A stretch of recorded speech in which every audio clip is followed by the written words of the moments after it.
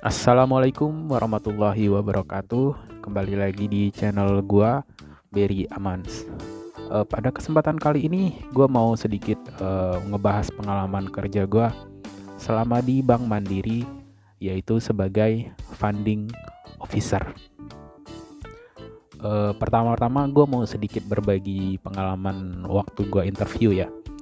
Jadi dulu gua itu dapat lowongan kerja itu adanya di post IG atau Facebook gitu, gue lupa. Gue dapat info lowongan pekerjaan di Bank Mandiri. Sebagai orang awam di dunia bank, jujur gue agak excited banget ya waktu pertama kali mendapat panggilan kerja ini. Bukan panggilan kerja sih, sebenarnya ini gue langsung interview langsung dulu. Lokasi tempat kerjanya itu adanya di Bank Mandiri Kota Tua. Mungkin untuk orang yang berada di Jakarta tahu itu ada gedung gede banget tulisannya Bank Mandiri, itu pas di sampingnya area Kota Tua. Seperti yang lain-lain, gue juga pas ngelamar kerja itu gue pakai setelan yang rapi banget gitu. Rambut kelimis, belah samping, pakai jas, pakai kemeja putih, terus pakai celana bahan, terus pakai sepatu pentopel. Dulu gue masuknya itu lewat pintu belakang. Nah di situ gue langsung ketemu sama usernya. Gue bawa surat lamaran kerja, CV gitu-gitu biasa. Gue langsung interview kerja di situ. Gue ditanyain pengalaman kerja gue, terus motivasi gue bekerja di bank itu seperti apa. Ya standar lah. Tapi di sini waktu pertama kali ngobrol-ngobrol itu sama user, gue nggak ada sama sekali psikotes. Nah setelah gue mungkin dia minta nomor telepon gue, terus sekitar 3 atau 4 harian gitu, nggak nyampe 1 mingguan gue ditelepon, gue disuruh datang ke Senen, di area Senen deket Pasar Senen, mungkin untuk orang-orang dari Jakarta juga tahu. Nah gue di situ datang, alamatnya udah dikasih sama dia, jadi gue datang, gue udah mulai curiga nih gitu. Gue kan orang awam ya di dunia bank, jadi pasti bangga banget dong, wah gue akan kerja di bank nih gitu, keren gitu. Terus pas datang, nah di sini gue melakukan proses psikotes. Psikotesnya juga psikotes standar sih kalau menurut gue. Kalau lu sering mengalami interview dan psikotes di dunia kerja, mungkin menurut gue apa yang gue alami selama di Bank Mandiri ini psikotes yang lumayan standar sih. Setelah proses psikotes di Senen ini, ruangannya sih kecil ya. Gue juga agak nyasar-nyasar karena tempatnya ini nggak ada pelang namanya, itu sama sekali nggak ada. Jadi gue cuma berpatokan sama alamat yang dia kasih, yang via telepon dan via SMS kalau gue nggak salah. Nah itu dia setelah proses itu gue disuruh nunggu sekitar 1-2 minggu. Nah 1-2 minggu ini bener, gue dipanggil memang benar-benar datang ke Bank Mandiri yang di Kota Tua. Nah di sini gue ketemu sama namanya Ibu Trisna. Ibu Trisna ini kalau gue nggak salah info ya, dia ini lulusan UGM, Kamlot. Terus dia itu sebagai usernya marketing Mandiri cabang Kota Tua. Jadi dia kayak ketuanya lah gitu, dan gue adalah bawahan-bawahannya. Bawahan-bawahan itu ada banyak, setahu gue terus ada temen gue namanya Yogi, terus ada lagi 2 cowok, 4 sama 2 cewek, jadi 6. Yang gue tahu 6. Ada lagi yang 2 itu senior, udah lama, udah kerja sekitar 25 tahunan sebagai funding officer. Di sini gue mulai mulai agak aneh ya, karena gue kerja di Bank Mandiri tapi sistem kerja gue itu aneh gitu, karena gue nggak digaji oleh Bank Mandiri. Nah di sini gue baru tahu ternyata gue adalah karyawan outsourcing. Karena lu kerja di funding officer ini, jujur gue alhamdulillah ya, karena di sini gue juga dapat rezeki yang baik. Karena waktu itu dapat UMR itu sekitar 3,4, dan gue dapat se-UMR itu. Mungkin kalau Bank Mandiri bayar ke pihak yang megang gue sebagai outsourcing yang di Senen itu, mungkin dapatnya 4 atau berapa mungkin. Nah, gue tetap dapat hak gue sebagai gaji gue itu UMR, jadi gue nggak merasa dirugikan. Cuma kenapa sistem di sini nggak enak? Sungguh sangat lebih enak kalau lu kerja di kayak retail, supermarket, atau kerja-kerja apa gitu. Nah, itu jauh lebih enak karena lu akan memiliki target benar, tapi lu kerja lu tenang. Nah, gitu. Kerja lu tenang kenapa? Lu dipunyain target, tapi nggak menjadi patokan kerja lu. Nah, kalau di Bank Mandiri sebagai funding officer ini, umur lu cuma 3 bulan. Misal, 3 bulan ini lu punya target 15M per orang. 15M ini macam-macam nih. Bagian-bagian macam-macam. Mungkin tabungannya 5M, terus lu buka kartu baru, nasabah baru itu ada nilainya, terus lu mendapat nasabah baru mobile aplikasi, lu dapat nilai lagi, dapat poin. Lu bisa ngelolosin kartu kredit, lu dapat poin lagi. Lu bisa ngelolosin edisi, mesin edisi, lu dapat poin lagi, gitu sih. Itu ada skema-skemanya. Dan jujur gue selama kerja di funding officer itu, gue nggak paham dengan skema-skema itu. Terus sama satu lagi yang gue mau bagiin cerita sama lu pada, kalau karena tadi kan gue bilang masa kerja itu 3 bulan. Jadi lu bulan pertama lu nggak achieve target, lu nggak achieve, bulan kedua lu achieve nih, wah lu akan ditepuk tangan setim gitu. Terus lu udah mencapai target nih, dan lu dapat bonus nih. Bonus itu berarti kan di atas dari yang lu dapat UMR. Nah, di bulan ketiganya lu akan digencet lagi untuk ngejar target lagi. Di bulan keempat, ini kan lu udah achieve nih di bulan kedua, berarti lu umur lu ditambah lagi 2 bulan. Jadi kembali lagi jadi 3 bulan. Terus lu nggak achieve, umur lu masih 1 bulan nih, lu achieve. Wah, lu akan ditepuk tangan lagi. Terus di bulan selanjutnya lu akan digencet lagi. Jadi sistem kerjanya begitu tuh. Nggak enak banget, tapi bukan nggak enak ya. Gue di sini nggak mau menjelekkan si perusahaan sih sebenarnya. Gue cuma pengen berbagi kalau sistem kerjanya sebagai funding officer, lending, ataupun Aksa Mandiri, itu mereka memiliki target seperti itu. Dulu teman gue sebagai funding officer itu namanya Yogi tadi yang gue jelasin di awal. Terus gue disuruh ngikutin yang namanya Aris. Aris ini juga satu tim, cuma lebih senior dari kita berdua di Bank Mandiri. Karena si Yogi ini sebenarnya dia sudah berpengalaman di bank-bank, di mana-mana dia udah berpengalaman banget. Tapi ya gitu, dia mengajari gue cara kerja yang salah. Karena jujur, dulu gue waktu kerja di Bank Mandiri ini, kerjaan gue tuh satu.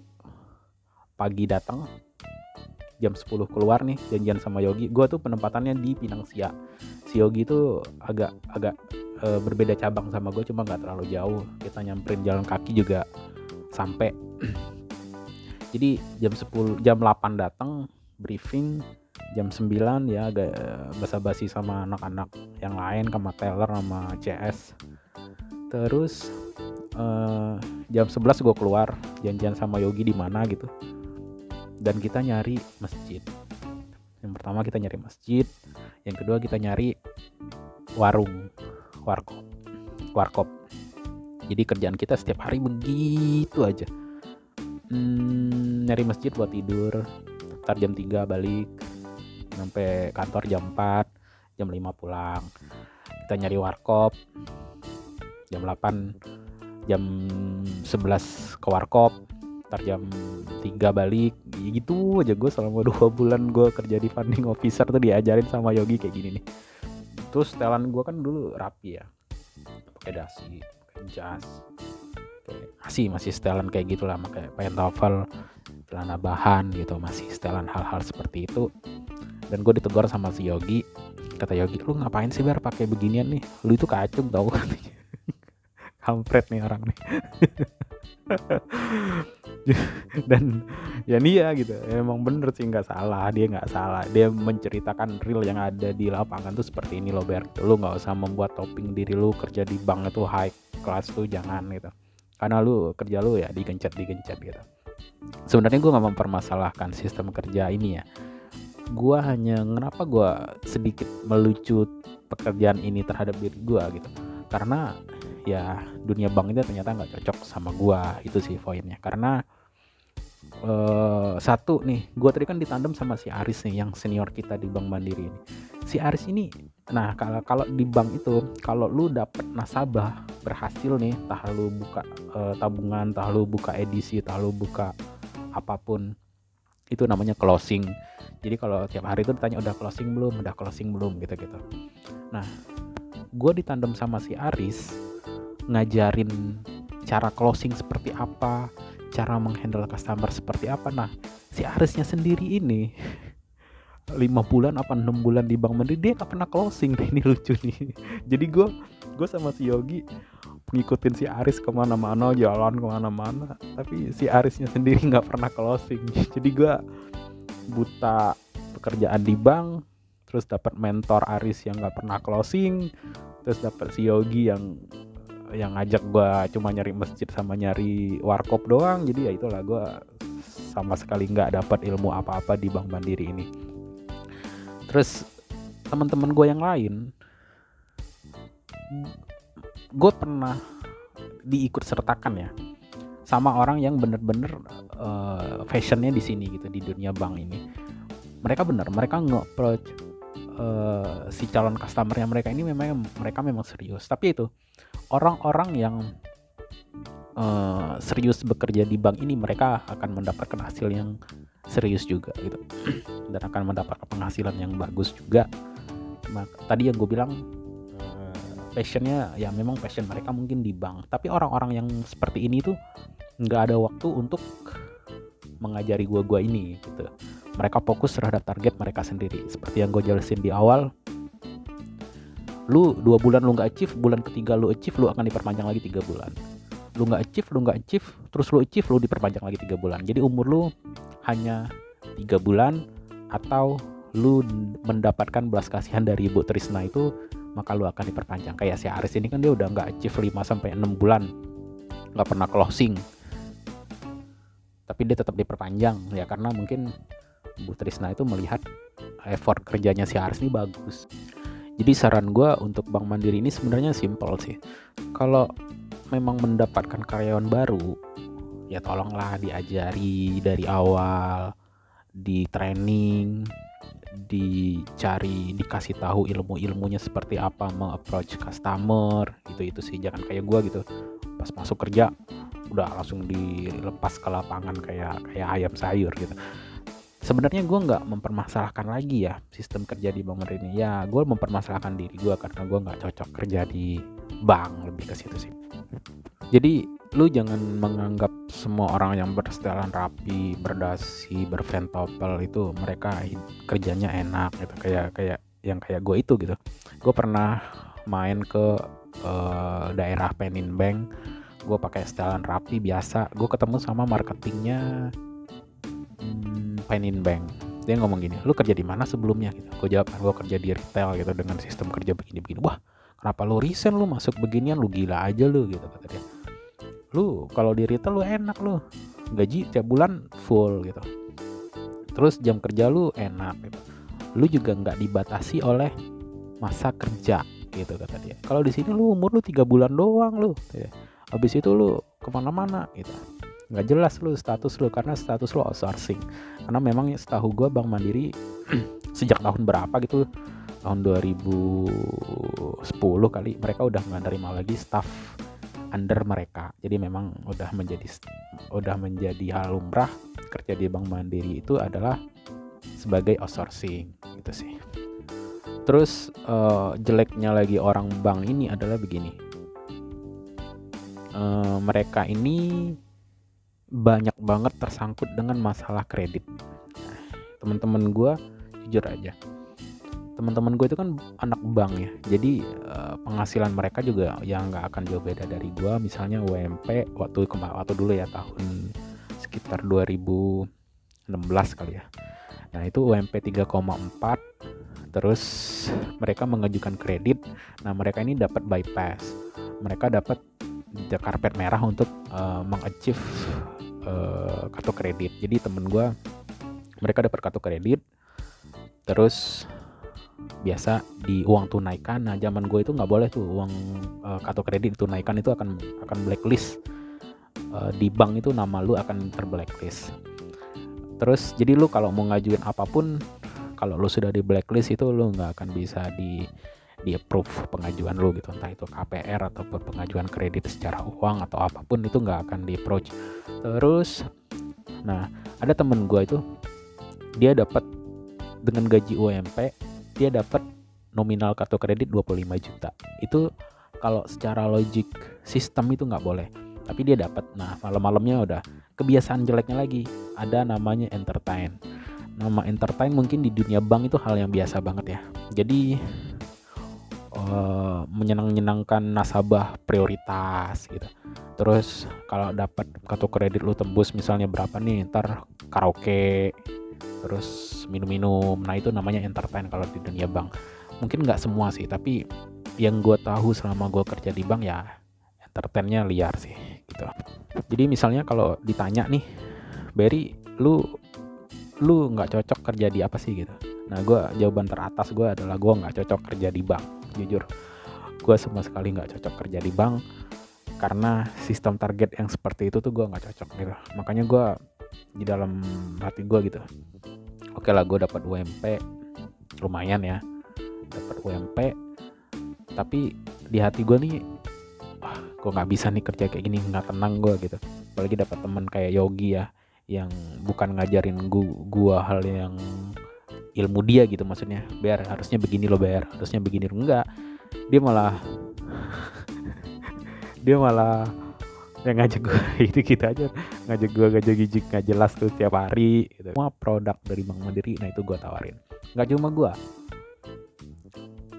si CSO, si teller, nah mereka juga keliling-keliling tuh, mereka juga punya tanggung jawab untuk menjual produk-produk Bank Mandiri gitu.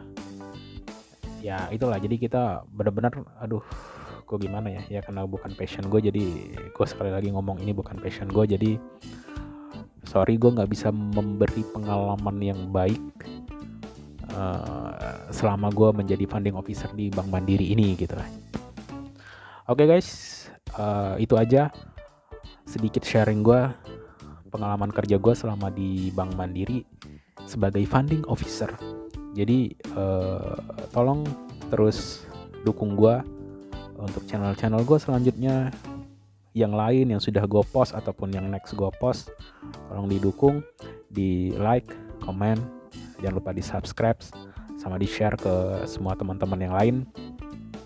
Atau kalau ada hal-hal yang dari yang gue sampaikan ada yang salah nih, ini nggak seperti ini nih, nah tolong bisa dijelasin di halaman kolom komen. Terima kasih semuanya. Assalamualaikum warahmatullahi wabarakatuh.